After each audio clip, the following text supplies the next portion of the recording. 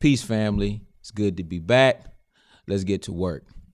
Today, we want to talk about the way forward for Black America. And I want to start it with a quote by the great brother Frederick Douglass, who said that he who would be free must always strike the first blow. I'm going to say it again.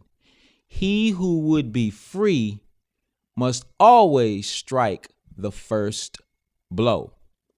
Now, if any of you have ever trained in the boxing gym, it is the boxing coach's duty to instill it in the mind of his fighter to always be first. What does that mean? Be first means you punch your opponent in the mouth before he punches you in the mouth. So what I'm saying is we're at a period in our history where we as a people have to stop being on the defensive, and it's time for us to take the offensive when it comes to the liberation of our people. Now, a question was asked of me at a town hall meeting recently that I thought was a great question, and I would like to share with you my answer. The question was, Brother Deric, what exactly does the liberation of Black people look like? What does it look like? Because if we're not clear on what the goal is, we won't know when it is that we have reached it. We won't even know what path to take in order to get there if we're not clear where we are going. And my answer to the question is as follows. I said, when you own your own and you are strong enough to defend what it is that you own, then you can consider yourself liberated. Now, I want to say that just to frame where I want to take this talk. I won't be talking long, so I really need you to listen to what your little brother has to say today. We're talking about the way forward, not backwards, for Black people. Right now, the United States of America is several $1 trillion in debt. The reason that America has to spend the vast majority of her budget on defense issues, meaning she has to make certain that the war chest is stocked up, is because she owes so many other nations, including the international bankers, so much money that she has to keep her gun case filled with the latest, most deadly and lethal weapons, just in case somebody like China decides to say, America, I need my money back. Well, all America has to say, well, if you're going to do it like that, come get it. And if you can get past these weapons that we have, then you can have your money back. It's like when you loan a bully some money and the bully has no intention to pay you back. So you go and knock on his door and he shows up with an AK-47 in his hand. What are you going to do? 9 times out of 10, you're going to leave. It's just a picture of the type of debt that this country is so seeped in. She is not even close to being as powerful as she looks. When you look in the streets of America, the people are taking to the streets and protesting and expressing their displeasure with government here like in no other country. Everything from police brutality to the women's movement, also known as the Me Too movement. People are taken to the streets. Right now, as Minister Farrakhan is teaching us, the clouds of war are gathering over America. You have a trigger-happy president who can't wait to utilize these weapons that I began the video telling you about. And when you look in the Middle East and you see how America has moved her embassy into Jerusalem, this causing an uproar that ended in a massacre where thousands of Palestinians were shot and hundreds of Palestinians were murdered. What we're seeing is chaos on top of chaos on top of chaos. And the Bible calls it a time where we would hear about wars and rumors of wars, which is why we have to drill it into the heads of our black brothers and sisters. Stay out of America's military. You have no business fighting for justice anywhere else when you can't get justice right here at home. So what am I saying? I'm saying that the United States of America is on the decline. America is falling right before your eyes.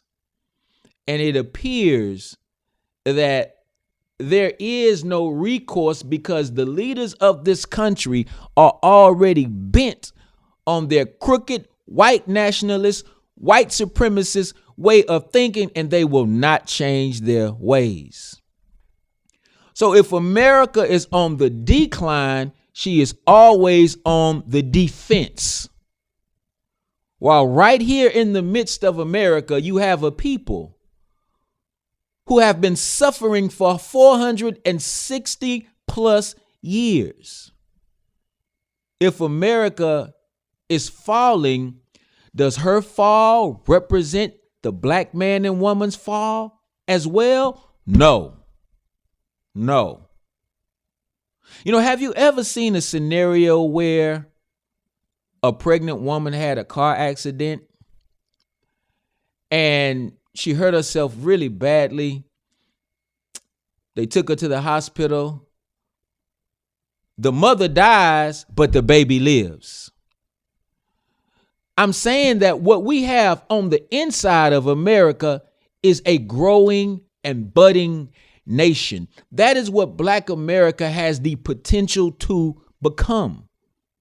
And just because the country that we are growing inside is going down, it doesn't necessarily mean that we cannot survive. We can actually thrive in the midst of America's fall if we understand the way forward for Black America.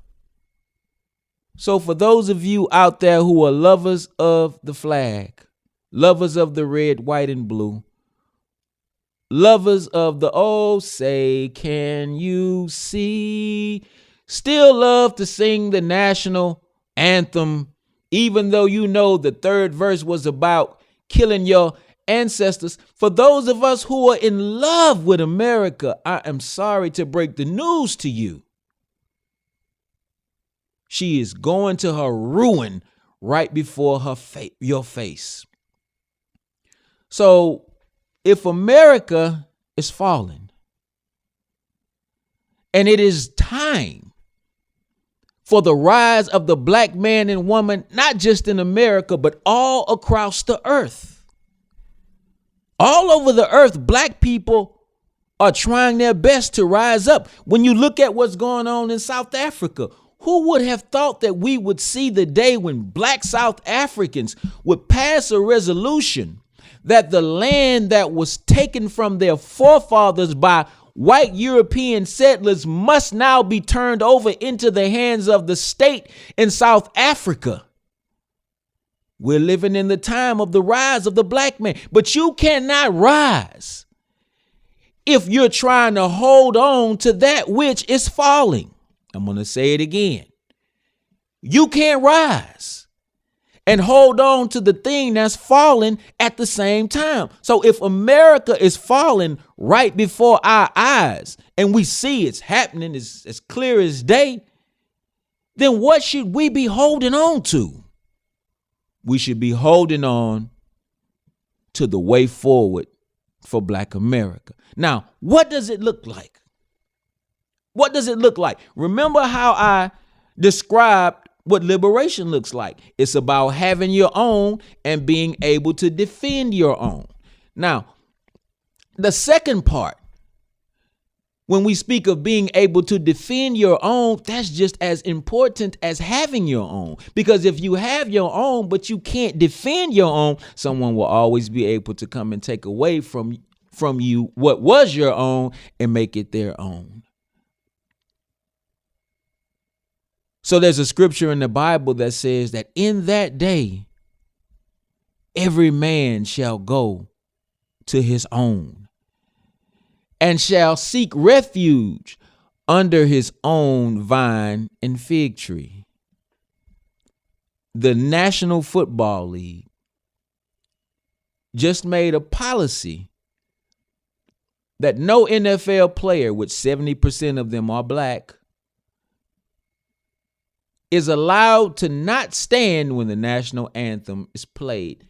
They threw freedom of speech out of the window with the stroke of a pen. And really what they just did is, whereas last season they were whiteballing, or some would say blackballing, Colin Kaepernick, what they basically did was put into policy the black ball or the white ball of Colin Kaepernick. They should call it the Colin Kaepernick law, because they know Colin Kaepernick will never come back to the NFL and play one down if he cannot express his voice and express his sentiments about the injustice that's taking place in America. So they literally just banned Colin Kaepernick and anybody who even thinks like him from playing in the NFL.